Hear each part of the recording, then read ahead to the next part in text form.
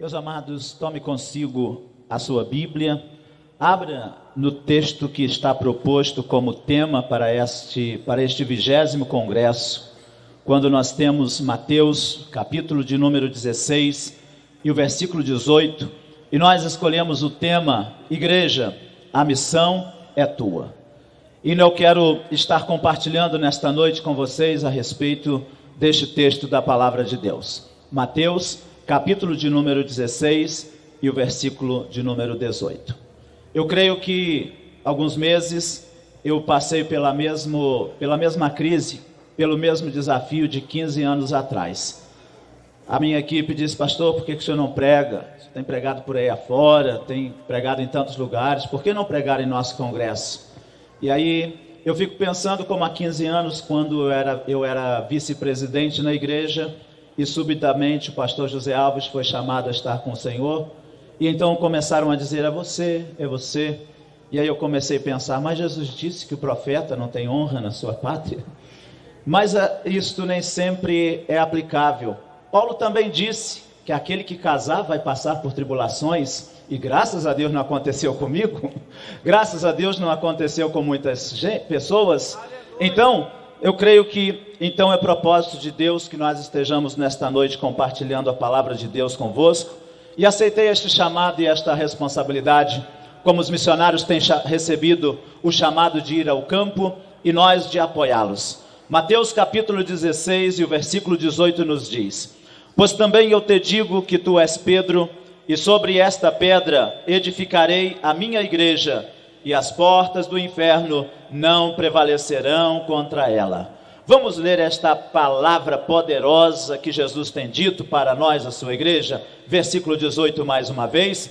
Pois também eu te digo que tu és Pedro, e sobre esta pedra edificarei a minha igreja, e as portas do inferno não prevalecerão contra ela. Pode se assentar, meus amados. Este tema já foi muito bem abordado por todos os preletores que já passaram por esse congresso. E você pode conferir tudo isto, quem só esteve hoje, é só passar na loja, adquirir os DVDs das noites anteriores, e você vai poder ver que isso é verdade, que Deus tem falado em cada noite conosco. Mas eu espero nesta noite poder fazer o fechamento daquilo que Deus colocou no meu coração nesses dias, conquanto este tema. Eu sou assembleano de nascença, tenho grande alegria e prazer em congregar na Assembleia de Deus de Águas Claras, em pastoreá-la, em estar presidindo. Eu amo esta igreja, este povo abençoado, a estrutura, que nós podemos juntos estar realizando este trabalho.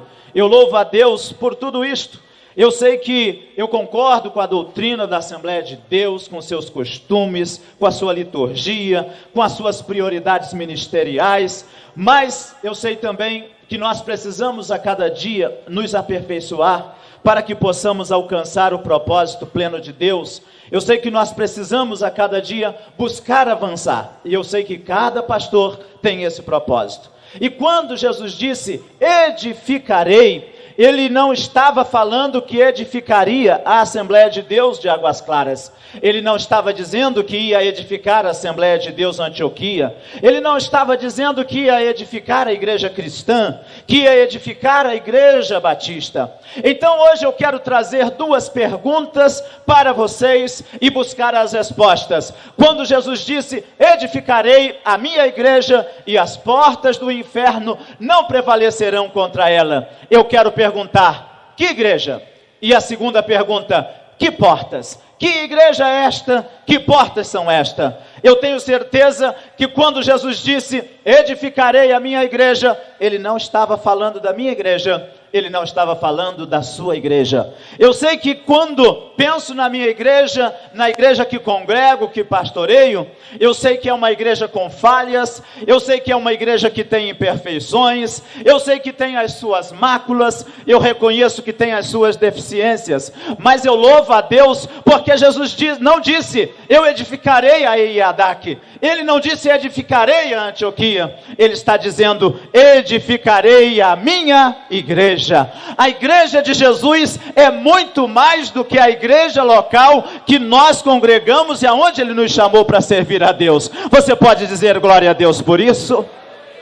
Porque a igreja de Jesus, ela é perfeita. A igreja de Jesus, ela é pura. A igreja de Jesus, ela é poderosa. A igreja de Jesus, ela não falha. Louvado seja o nome do Senhor para sempre. Então a igreja de Jesus não é a Assembleia de Deus. A igreja de Jesus não é a presbiteriana. A igreja de Jesus não é a batista, a cristã, a universal, a mundial, a internacional. Não, a igreja de Jesus é composta por pessoas da Assembleia de Deus, da internacional, da mundial. Ela é composta por pessoas da batista, da presbiteriana. De todas as igrejas, Jesus tem a sua igreja. Aqueles que são fiéis, dedicados e consagrados em cada igreja, é a igreja de Jesus Cristo. Por isso, a igreja, mesmo que estamos na terra, mesmo que quando estamos aqui nos reunindo em prédios ou em tendas,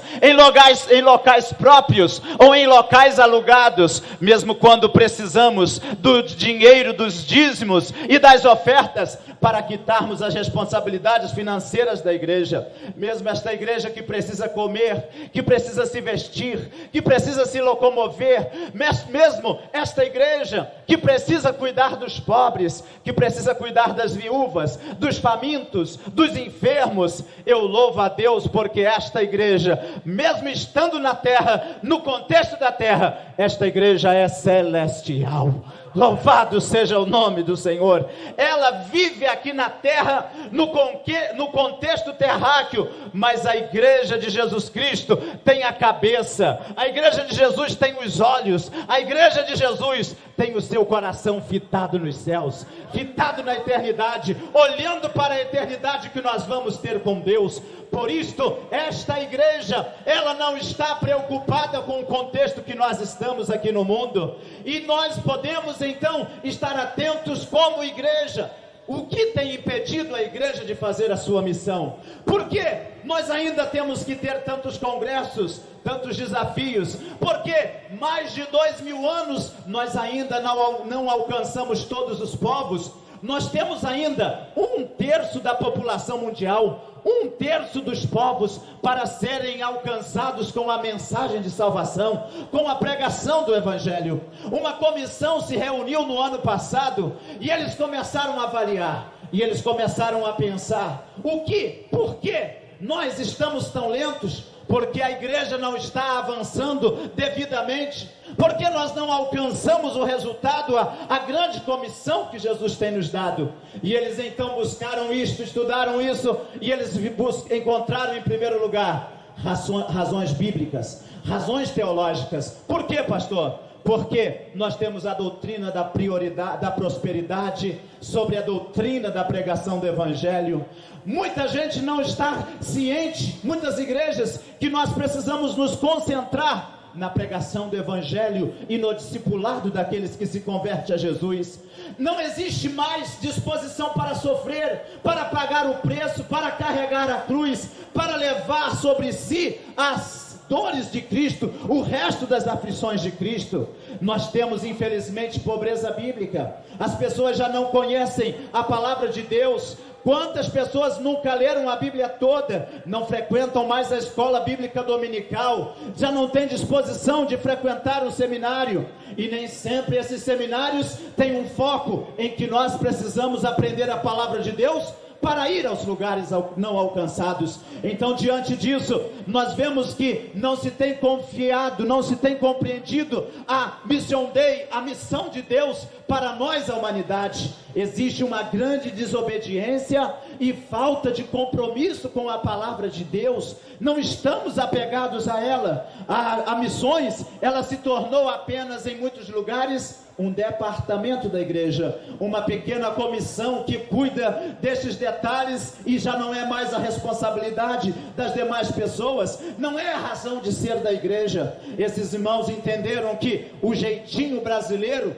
tem afetado a teologia, porque no final a gente pensa: Deus vai dar certo, Deus vai dar um jeitinho, Deus vai salvar os perdidos, vai usar de misericórdia, quem sabe resgata do inferno aqueles que já foram lançados. Mas nós, quando conhecemos a palavra de Deus, sabemos que ao homem está destinado a morrer uma só vez, vindo depois disso o juízo. Não tem purgatório, não tem vela, não tem missa, não tem oferenda, não tem nada que possa resgatar uma vida que pereceu, que morreu sem ter reconhecido Jesus como seu Salvador. E às vezes nós não cremos mais nisso, não confiamos mais nisso, não pregamos mais isto. Também, nem sempre tem se valorizado o trabalho da mulher solteira na obra missionária. Então nós vemos que isso tem acontecido. Quando pensamos na questão da igreja, sabe o que eles perceberam? A secularização da igreja.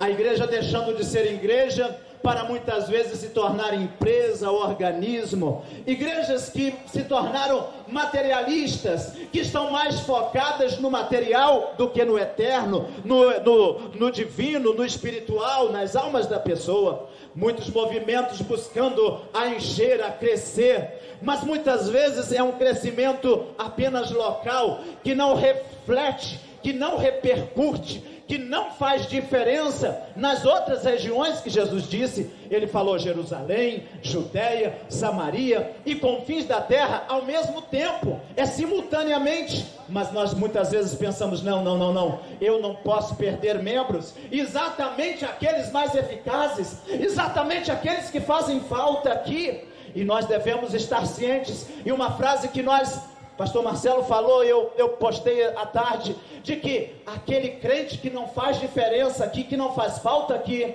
não vai fazer diferença lá. Se faz falta aqui, não vai fazer diferença no campo. E quantas vezes nós dizemos, não, mas ele vai fazer tanta falta, como vai ficar esta congregação, esse departamento, esse trabalho que ele cuida, não é possível nós poder perdermos. Infelizmente, nós temos o denominacionalismo, que tem levado à falta de unidade entre as igrejas. Quantas vezes não conseguimos caminhar juntos em favor do reino? Não, a minha placa, o meu nome, o meu ministério é mais importante. Infelizmente, tem aquelas igrejas também que se frustraram, porque algum dia um projeto missionário não deu certo, um missionário voltou antes do tempo. É verdade que isso acontece, mas nós precisamos estar entendendo que a missão foi dada por Jesus.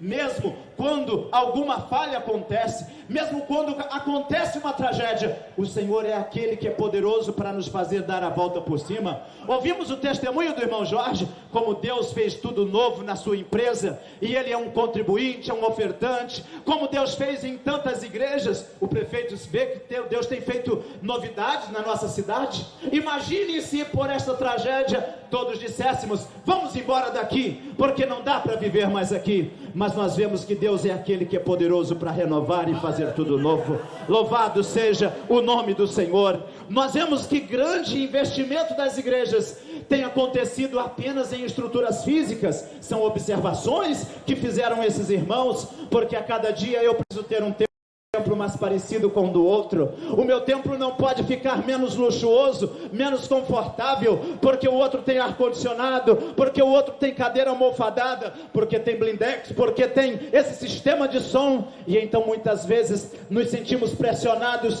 para termos esta estrutura. Mas por que não sentimos pressionados? Não sentimos motivados também a ter a mesma quantidade de missionários que o outro, a estar alcançando a mesma quantidade de povos que o outro?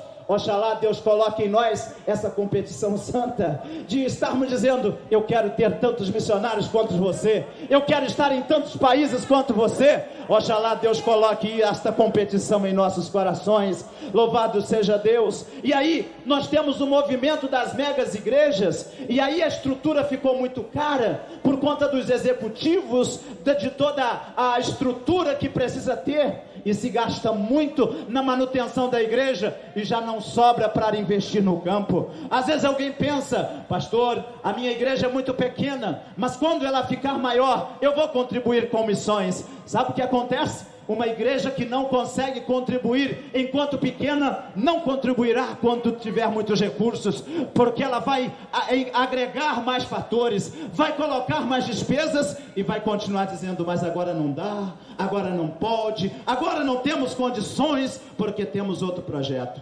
Além disso, se a igreja se tornou um tanto secularizada, às vezes se pensa: qual o benefício? Qual o retorno? O que eu vou ganhar com isso? Qual a recompensa que a nossa igreja vai ter? Mas nós que somos de igrejas missionárias, nós que temos colocado o coração na obra de Deus, temos visto que Deus tem suprido, que Deus tem prosperado, que Deus tem abençoado, que Deus tem multiplicado quando nós realizamos a obra missionária. Quem pode dizer que isto é verdade na sua igreja? Quem pode dizer que isto é verdade na sua vida? Glórias a Deus, porque nós podemos testemunhar que isto é verdade, que o Senhor tem feito isso na nossa vida. Louvado seja o nome do Senhor para sempre, aleluia. O Senhor tem cuidado disso, e nós temos visto que os crentes, apesar do crescimento econômico, do crescimento financeiro que nós temos tido, em vez deles focarem em investir mais no campo missionário, mais no socorro às crianças, como a tia Jo falou, aos africanos, às crianças da Índia, como nós cuidamos, os amazonenses que estão lá nas águas, aqueles do Nordeste que estão na seca. Quantas vezes nós pensamos: não, mas agora eu preciso de um terno, como é que é o negócio, 120? Como é que fala? Super 120, Marcelo sabe, obrigado Marcelo. Agora eu preciso daquele sapato. Obrigado, Paulo, olha o sapato bonito que eu ganhei. Tem mais ali na loja. Mas eu não tenho 10 pares, eu não tenho 20 pares, eu não tenho 50 ternos, eu não tenho o meu closet cheio, a minha garagem não está com o carro do último modelo, eu ainda não tenho 3 faculdades, eu ainda não consegui colocar a hidromassagem na minha casa. É justo ter todas estas coisas, é muito benéfico termos todos esses benefícios, fazer viagem internacional, conhecer o mundo, mas nós não podemos nos esquecer que o Senhor tem nos dado uma tarefa, que Deus tem nos dado uma missão, e nós precisamos ser responsáveis por ela, porque o Senhor vai nos cobrar conta disso. E devemos saber que o Senhor é aquele que é poderoso para nos conceder, nos prosperar, nos abençoar. Ele que realiza sonhos. Durante todo o tempo da minha vida profissional e também do tempo da minha vida ministerial, eu tenho colocado em primeiro lugar o chamado de Deus, a obra do Senhor. Meus concorrentes saíam às 5 da tarde para ir para o Ceasa.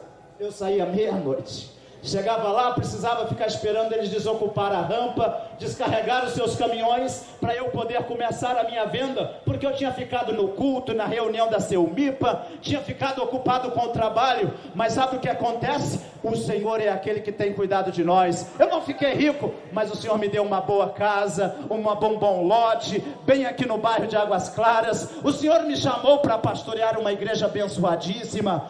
Pastor, e as demais coisas? O Senhor tem cuidado da formação dos meus filhos, o Senhor tem suprido todas as coisas. No ano passado, vocês devem ter ouvido que 2 dias antes do congresso, eu e o pastor Marcelo precisamos ir ao sul de avião para buscar algo, um carro que um irmão sentiu de doar para mim, um carro que ele disse: é da sua família. Você tem carro? Não tenho. E ele colocou esse carro e doou para mim. Continua sendo da obra. Em um ano já percorreu mais de 30 mil quilômetros para a obra. Mas eu digo glória a Deus, porque eu tenho um carro para colocar à disposição da obra de Deus. Agora eu posso dizer: toma aí a chave do meu carro, busca lá no meu carro, viaja no meu carro. Na verdade é do Senhor, na verdade é da obra de Deus, e eu não fico preocupado, mas vai ficar muito desgastado. O Senhor que deu este pode renovar, pode dar condições, pode fazer tudo e outro, porque o Senhor é aquele que é poderoso para recompensar as nossas vidas. Louvado seja o nome do Senhor. Então nós somos a igreja de Jesus Cristo, e o grande perigo é que eu digo: a minha igreja, o meu ministério, o meu povo, o meu dízimo, a minha oferta missionária. Mas eu preciso estar tendo a visão do reino de Deus, do propósito de Deus, na certeza que Ele é poderoso para nos conceder tudo muito mais abundantemente, além daquilo que pedimos ou pensamos, pelo poder dele que opera nas nossas vidas. é esta igreja. É esta igreja de Jesus, não a igreja de homem, porque a igreja do pastor, a igreja do ministério, a igreja da denominação não faz. Mas quando reconhecemos que a igreja é de Jesus, nós dizemos: Jesus, faz o que tu queres, tu és o Senhor, usa-nos aonde tu queres, para a glória do nome do Senhor. E quando Jesus disse: edificarei a minha igreja, eu fico pensando, com que Jesus vai edificar a sua igreja? Nós estamos em construção da sede administrativa de Semipa, e aí então a gente vê a relação de materiais, a gente vê que ganhamos o terreno, a laje, a primeira laje da casa, mas aí o arquiteto, o engenheiro, o pedreiro diz: precisa de material, areia, ferro, pedra, cimento, tábua, tijolo, barro, cerâmica, material elétrico, louça sanitária, vidro, telha, granito, tinta, e vai por aí a lista. Então, não se faz uma edificação com um só material, não se faz uma edificação com um único item. É verdade que temos obras aí em concreto, planejadas, mas uma boa obra, uma boa edificação precisa de vários materiais. Nós já vemos aqui, já ouvimos que Jesus é a pedra angular, que Jesus é o padrão, que Jesus é a base, mas nós vemos que a Bíblia nos mostra que para que a igreja de Jesus seja edificada, nós precisamos de alguns itens que a Bíblia mesmo nos ensina. E quando nós vemos isto, a Bíblia diz em 1 Coríntios 8:1, que quem edifica é o amor. Cada igreja é edificada quando está cheia de amor, quando o amor que existe nela é tão grande que alcança todo mundo que está nela, todo mundo que chega e alcança até os confins da terra. E quando, por isso, um tempo nós colocamos como slogan da nossa igreja: amando o próximo de todas as nações, porque o amor de Deus na nossa vida, ele precisa ser tão grande, que me leve a amar até aqueles que eu não conheço, aqueles que estão longe. Então a igreja é edificada com amor. Em segundo lugar, nós vemos que em Judas lemos: edificando-vos sobre a vossa santíssima fé. A fé faz com que a igreja seja edificada, fortalecida, fundamentada. E missão é uma obra de fé, não é uma obra de razão, não é uma obra de viabilidade. Estamos aqui crendo que o Senhor é aquele que é poderoso para fazer, é aquele que é poderoso para operar. Quando nós olhamos a planilha de custos, quando nós pensamos quanto custa realizar um congresso desse, e que nós ainda precisamos gerar recursos para a causa missionária, a gente diz: meu Deus, é loucura. Como é que vamos alcançar? Como é que vai ser feito? Como vamos ocupar esta tenda? Como vamos realizar esta obra? Mas nós cremos e o Senhor opera o milagre. E a gente vai passando os dias e o financeiro diz: está longe de alcançar, não pagamos sequer a despesa, ainda falta tanto. E nós só temos que apelar pela fé. E hoje nós vimos mais uma vez que a fé, ela vale a pena ser colocada em prática na nossa vida. Daqui a pouco nós estamos com o carro adesivado dizendo: olha, está aqui a viatura missionária de Semipa, porque vocês uniram a sua fé conosco, na certeza de que esta é uma obra de Deus, e nós vamos poder estar realizando para a glória do nome do Senhor. Falar de 10 mil é fácil. Agora, pastor Marcelo, vamos pensar aqui que a nossa fé, em ter uma necessidade de termos uma base, esta fé, talvez o arquiteto vai dizer 130 mil, 150 mil reais a construção da sede administrativa. E aí a gente diz: meu Deus, como é que vai ser? Como tu vais fazer? Mas a minha e a tua fé diz que é possível realizar esta obra, e a obra vai sendo edificada, a igreja vai sendo edificada sobre a nossa santíssima fé. Louvado seja o nome do Senhor. E Efésios, Paulo diz: edificados sobre o fundamento dos apóstolos e dos profetas. A palavra de Deus faz com que a igreja seja edificada. Por isso, pregue a palavra, ensine a palavra, faça escola dominical, culto de ensino, classe de discipulado, para que a igreja continue sendo edificada e possa realizar a obra missionária. E tem 3 itens aqui que me chamam a atenção. Em 1 Coríntios 14, Paulo nos fala de 3 coisas que edificam a igreja. Ele diz da seguinte maneira: O que fala língua estranha edifica-se a si mesmo. O que profetiza edifica a igreja. E ele diz: procurai sobejar nos dons espirituais para a edificação da igreja. A igreja é edificada com os dons, com o sobrenatural de Deus, e eu sei que Ele quer a cada dia edificar e renovar a nossa vida. Eu não tenho dúvida que nós temos amor, eu não tenho dúvida que nós temos fé, eu não tenho dúvida de que nós amamos a palavra de Deus, o fundamento dos apóstolos e dos profetas. Mas nesta noite, eu quero te desafiar a estarmos buscando a edificação. Como, pastor? Falando em línguas estranhas. Eu quero convidar você a buscar a edificação, fazendo o que já me foi feito aqui hoje, quando o jovem vinha e me trazia uma palavra profética, confirmando o propósito de Deus na minha vida. E eu tenho certeza que nós precisamos ter os dons espirituais em evidência, para que nós possamos ter uma igreja edificada, uma igreja capaz de cumprir a sua missão. E eu não vou terminar a mensagem, só o primeiro tópico, mas eu quero convidar você a estar de pé agora em nome de Jesus Cristo. Eu quero convidar você a dizer: Senhor, eu quero amor na minha vida, eu quero fé, eu quero falar em línguas estranhas, eu quero profetizar, e eu quero sobejar nos dons espirituais, para que a minha igreja, a minha congregação, o meu grupo familiar possa estar edificando-se, crescendo, sendo fortalecido a cada dia. Você crê que Jesus pode batizar no Espírito Santo agora?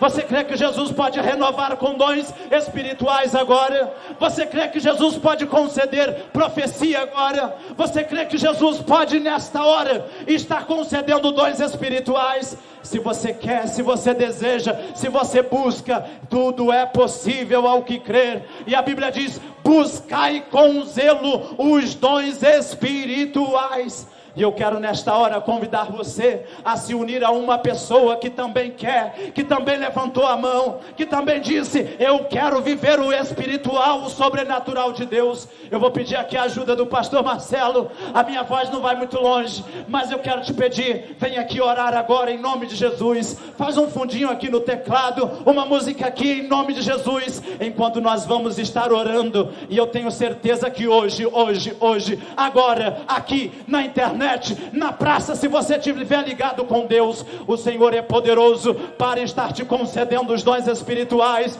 movendo sobre a sua vida, fazendo de você uma tocha poderosa nas mãos do Senhor, em nome de Jesus. Vamos orar nesta hora. Maravilhoso Deus, eterno Pai, a tua palavra está sendo pregada com propriedade.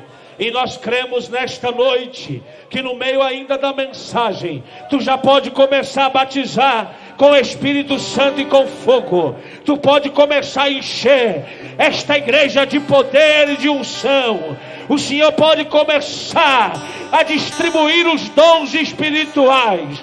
O Senhor pode começar, ó Deus, a fazer que esses homens e mulheres que estão debaixo desta tenda sejam cheios de paixão pelas almas. Meu Deus, eu não sei como eles estão nesta noite, eu não sei o que eles estão precisando, mas tu, ó, sabes, ó Deus.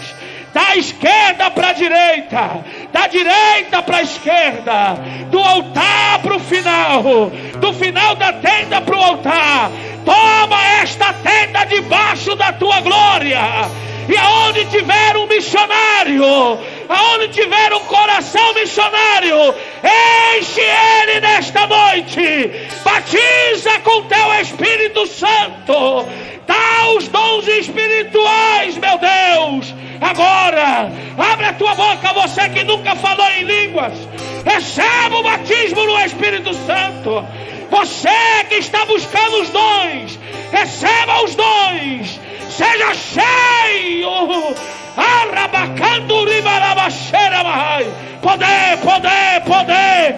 Poder, poder, poder. Seja cheio de poder. Rabashurandarabashi. Rabasherandarabaшу. O Rabashirandarebasha.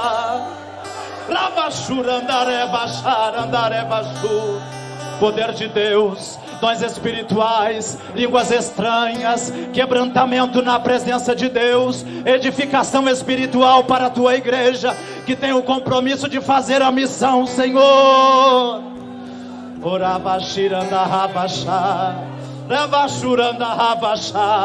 Em nome de Jesus, aqui e agora, na internet, em casa, aonde tiver alguém, Senhor, assistindo este DVD, enche do teu espírito, concede as línguas estranhas, renova, Senhor, dá os dons espirituais, move pelo teu poder nesta hora.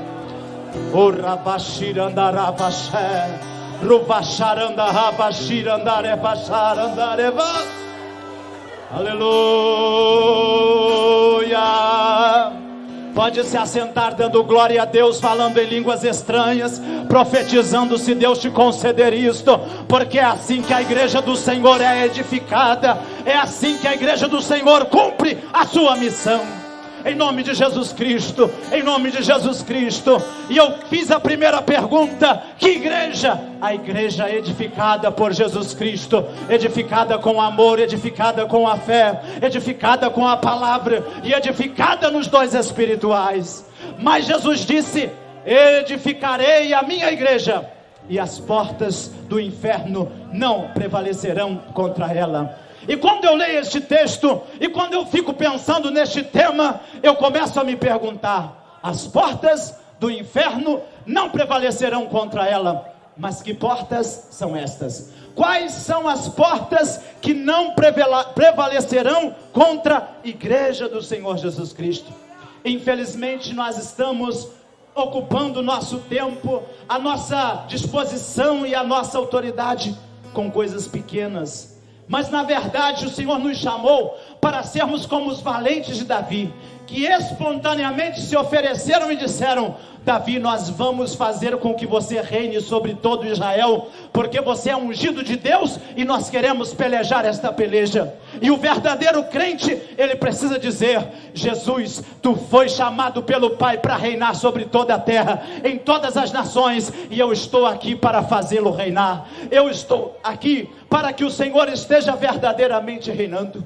Paulo diz que nós devemos ser soldados revestidos de toda a armadura de Deus, para que nós possamos estar firmes no dia da batalha.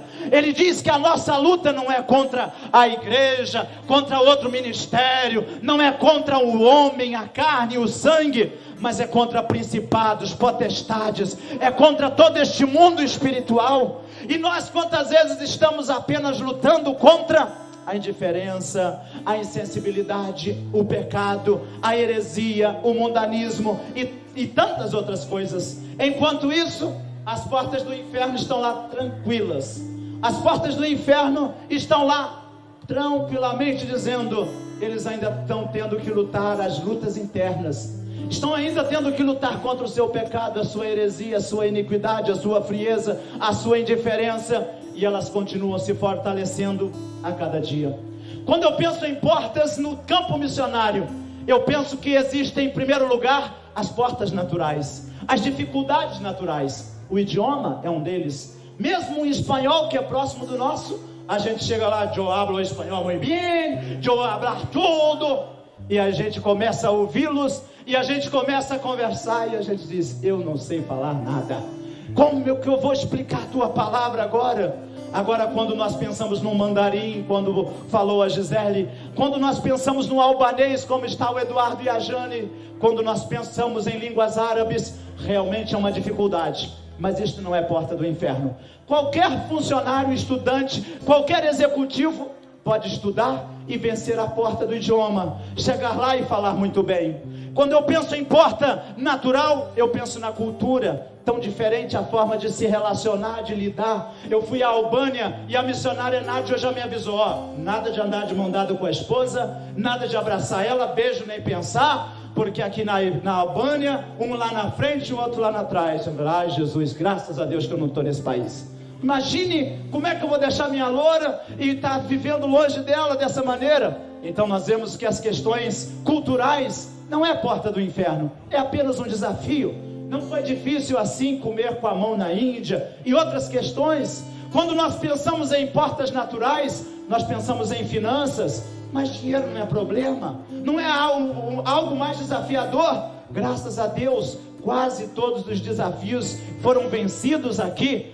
Posso dizer, o Paraguai vai ter o seu carro para a glória do nome do Senhor Jesus Cristo, com contribuição que chegou ainda hoje. Eu posso dizer, Semipa vai ter o seu carro para a glória do nome do Senhor. Os irmãos vão honrar e nós vamos poder postar aí, dizendo, olha aí a viatura que Deus deu para realizar a obra missionária. Glória seja dada ao nome do Senhor. Quando eu penso em porta natural, a gente pensa em geografia. Meu Deus, o deserto, como é difícil viver no deserto, nos rios do Amazonas, na seca do Nordeste, nas montanhas do Himalaia, em tantos outros lugares. Mas o pessoal escala as montanhas, faz rali no deserto, vai para a selva para estar vivendo a natureza. Então isso não é porta do inferno.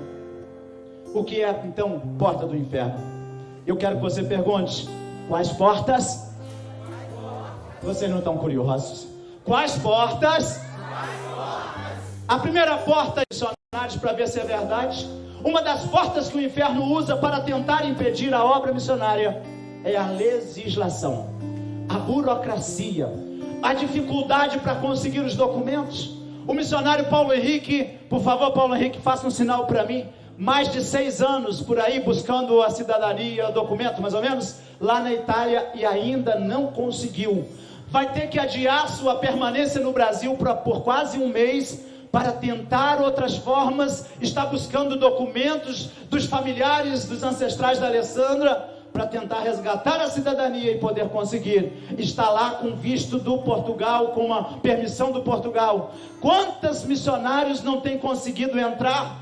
Porque a legislação não permite. É proibido missionário, tem burocracia, corrupção, restrições. Então, quando nós pensamos em uma porta do inferno que precisa ser vencida, é a burocracia dos países. A missionária Jo ia falar aqui, não pôde falar hoje, talvez não se lembrou. Ela recebeu um e-mail de Moçambique, onde está um dos nossos missionários, dizendo, olha Jo, ore por nós, porque aqui os ministros são muçulmanos e estão fazendo dificuldade.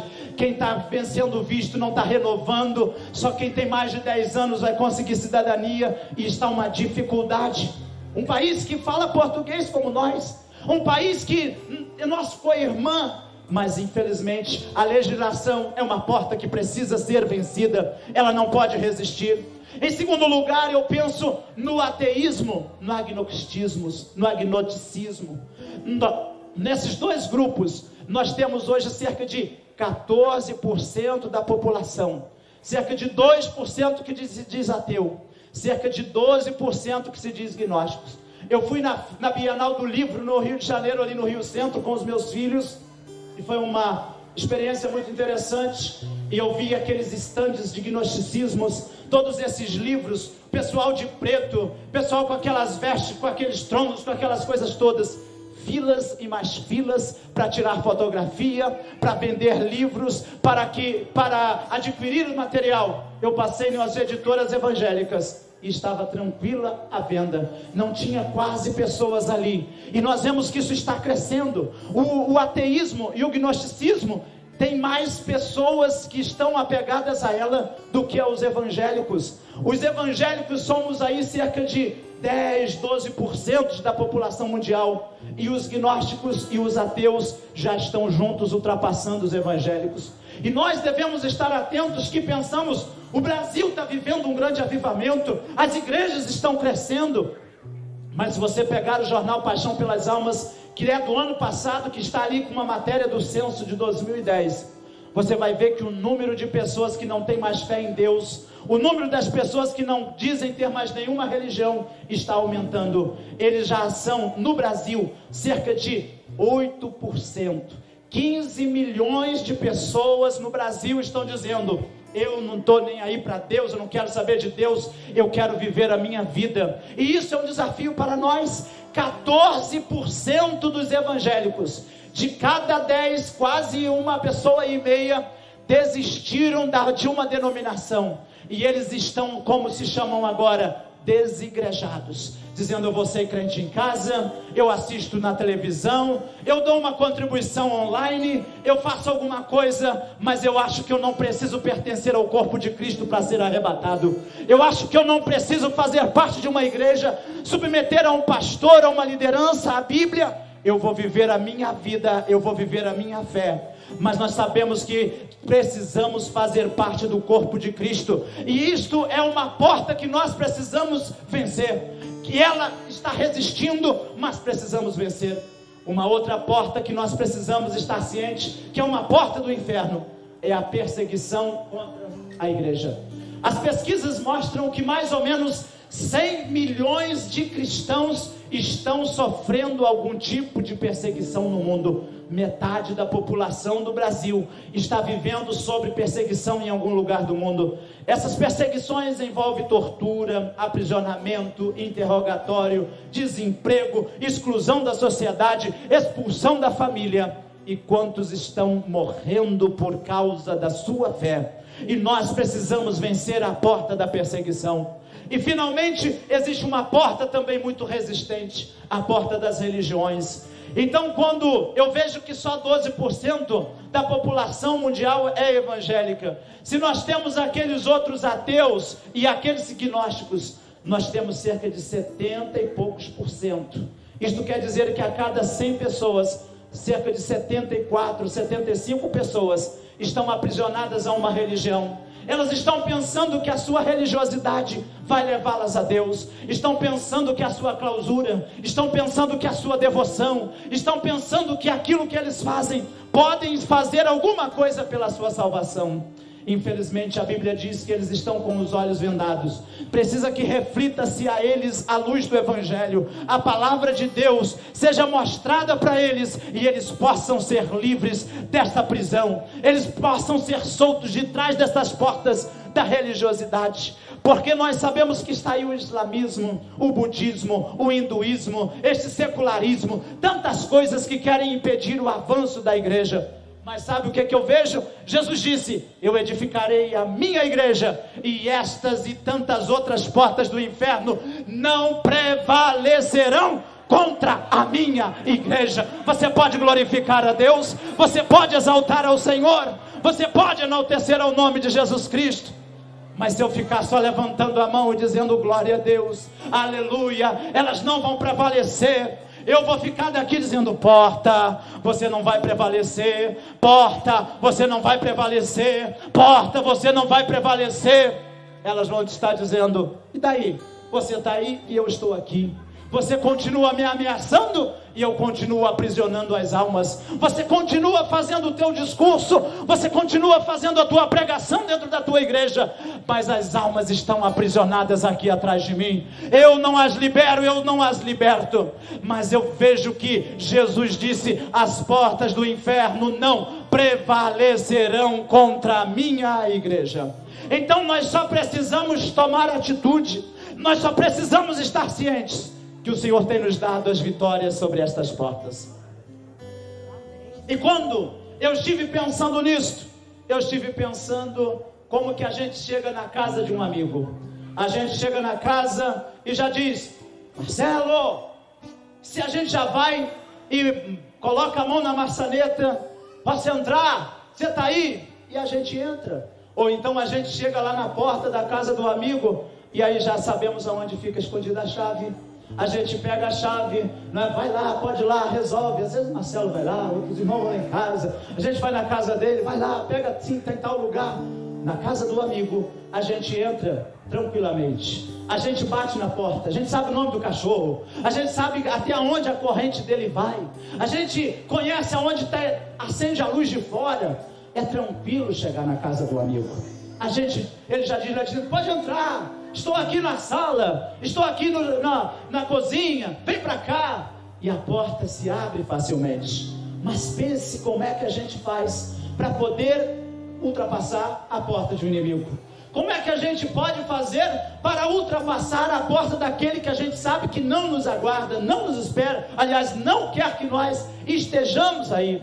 E a Bíblia diz que a porta do inferno, então eu entendo que quando Jesus diz que a porta do inferno não vai prevalecer, Ele está dizendo: lá não habita os meus amigos, lá não estão os seus amigos. Vocês não são amigos do diabo, vocês não são amigos do inferno, vocês são amigos de Deus. E se vocês são amigos de Deus, constituem-se inimigos dele. Então somos persona não grata, nós somos personas não grata, nós somos presença indesejada. Como é que a gente faz para poder alcançar, vencer, ultrapassar esta porta do inimigo? E eu fiquei pensando, como é que a gente faz? E aí eu fiquei lembrando dos filmes 24 Horas, SWAT. Eu fico pensando daquelas reportagens da Polícia Federal. E o que eles fazem? Normalmente eles vão de surpresa. Normalmente eles vão bem preparados, porque sabem que terão reação, retaliação. Do lado de lá vai ter uma pessoa armada, do lado de lá vai haver resistência. E como é que eles fazem?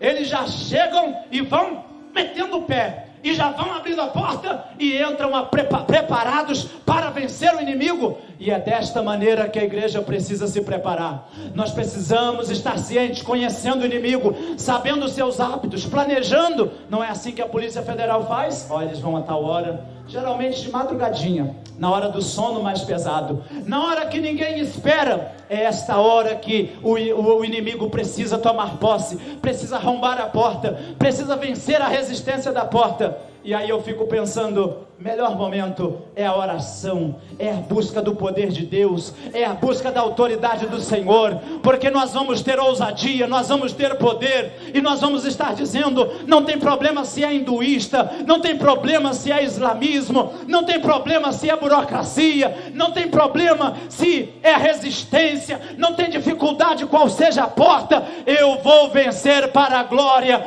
do nome do Senhor Jesus Cristo. E eu quero te convidar a estar de pé. Nós vamos encerrar esta mensagem, mas eu quero te pedir agora, em nome de Jesus, te desafiar a nós estarmos dizendo, Senhor, eu quero estar preparado para a peleja, como o pessoal da SWAT. Eu quero estar preparado como o pessoal do BOP. Eu quero estar preparado como o pessoal da Polícia Federal. Eu quero saber quais as estratégias, de que maneira, qual o melhor momento. E aí nós não precisamos ter pressa, mas nós precisamos ter estratégias. Precisamos saber o melhor momento. Precisamos estar treinando. E os missionários é a nossa SWAT. Os missionários, eles são o nosso BOP. Os missionários é a nossa polícia especial, que vai estar lá buscando o momento de vencer estas portas, de quebrar toda a resistência e poder dizer, tem batismo de ex-muçulmano, tem batismo de ex-hindu, olha, a legislação já foi aberta, olha, eu consegui o visto, olha, a perseguição está vencida, eu estou vencendo para a glória do nome do Senhor Jesus Cristo, para a glória do nome do Senhor Jesus Cristo. E eu quero nesta noite desafiar, se tem alguém que quer se colocar como a polícia especial de Deus, como aqueles que querem ser especialistas em arrombar portas, especialistas em avançar, em ir adiante, em ir no lugar aonde ninguém quer. E nós precisamos estar cientes, eles não podem ir sozinhos, eles precisam ir em equipe, eles precisam ter retaguarda. Eu quero perguntar nesta noite, mesmo sabendo que toda noite veio pessoas aqui na frente, dizendo, eu estou à disposição, eu quero unção, eu quero paixão pelas almas, eu quero fazer a diferença. Mas eu quero orar hoje para revestimento de Deus, a armadura de Deus. Eu quero orar para você que precisa ter coragem, estratégia, direção do alto, para saber como vencer o obstáculo, como avançar adiante das portas do inimigo que estão adiante da igreja do Senhor. Aonde estão os nossos representantes? Aonde estão aqueles que querem ir? Aonde estão aqueles que querem fazer diferença? Aonde estão aqueles que querem se colocar à disposição de Deus? Ou quem sabe até mesmo os missionários que já estão lá na frente de batalha, dizendo, Senhor, eu quero voltar deste congresso com a estratégia, com ousadia. Eu quero saber escalar, eu quero saber mergulhar, eu quero saber ultrapassar muros, eu quero saber como arrebentar uma porta. Eu quero receber de ti a condição e a capacidade para que as portas do inferno não prevaleçam contra a tua igreja.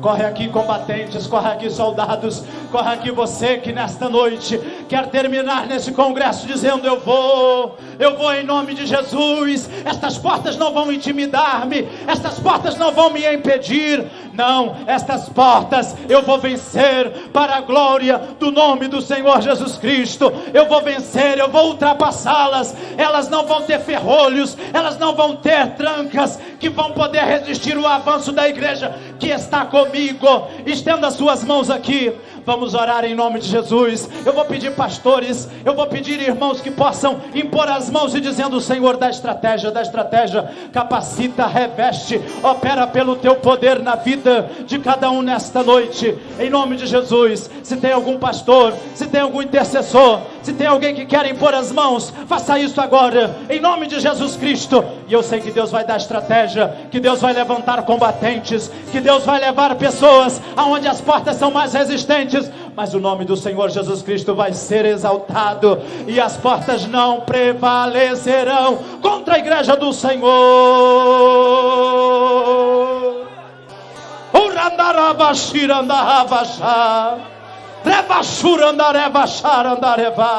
Aí estão, Senhor, esses teus filhos, essas tuas filhas.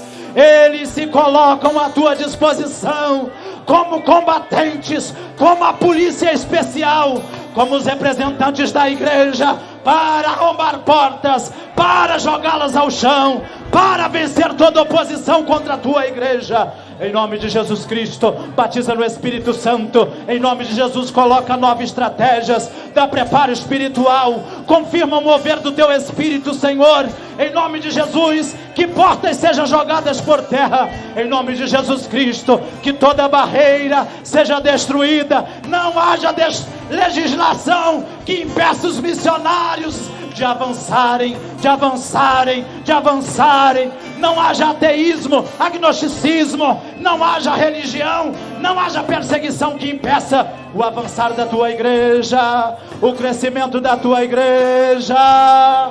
Em nome de Jesus Cristo, em nome de Jesus Cristo, ministra agora a tua autoridade, o teu poder, a sabedoria na vida dos teus filhos que estão aqui na frente, na vida daqueles que estão lá atrás dizendo: eu também quero, porque existem portas de resistência no meu bairro, no meu prédio, na minha família. Em nome de Jesus Cristo, dá estratégia, dá renovo, em nome de Jesus. Move pelo teu Espírito Santo, Senhor, todas as portas sejam jogadas por terra, e na unção, na autoridade, na ousadia do teu Espírito Santo, nós possamos vencer. Em nome de Jesus, eu tomo posse da tua palavra. Edificarei a minha igreja, e as portas do inferno não prevalecerão.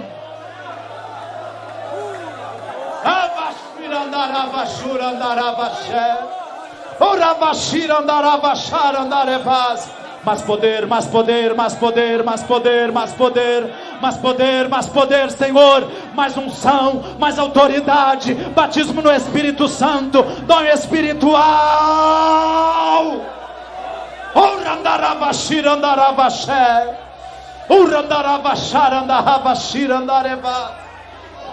Em nome de Jesus, em nome de Jesus, em nome de Jesus, em nome de Jesus, aqui na tenda, na praça de alimentação, na internet, na assistência do DVD, em nome de Jesus,